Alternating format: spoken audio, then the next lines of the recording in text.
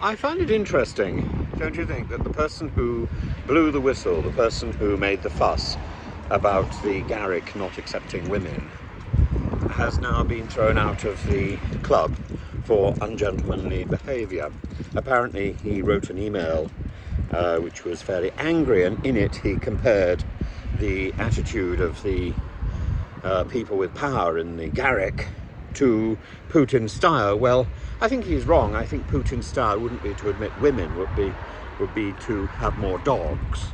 Mr. Putin likes dogs more than anything else.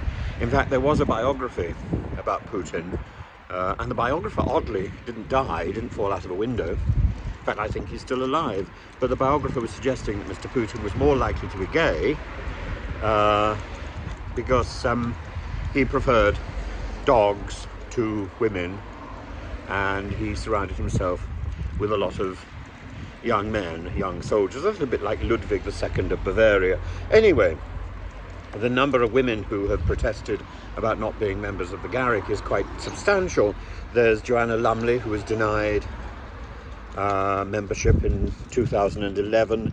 There's Emily Bendel, who's the one who is quite significant.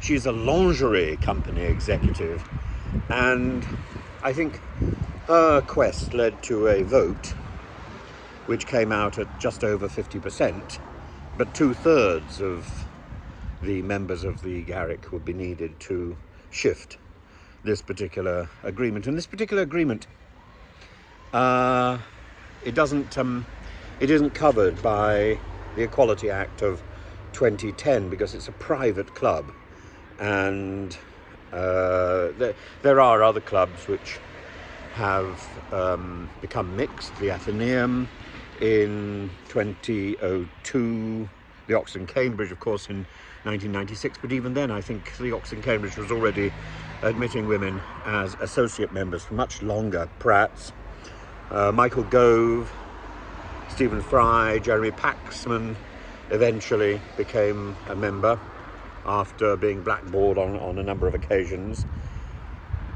But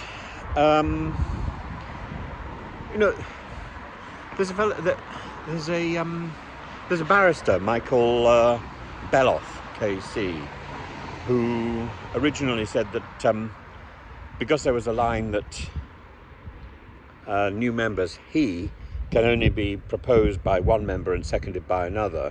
Because of that line, Michael Beloff said that this was written into the Constitution that only men can be members. But then somebody pointed out that in 1925 there's a law which made it quite clear that he or she are interchangeable pronouns in British law, and so he's now changed his mind. But I don't think admitting women or not admitting women is the issue.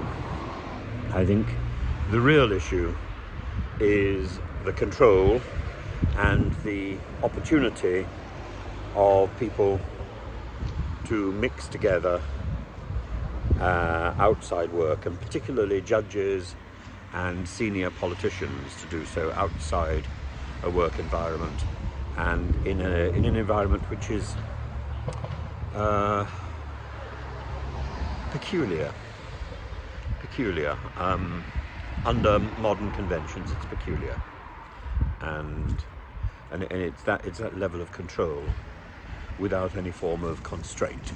Control without constraint, and we have enough of that in modern British life.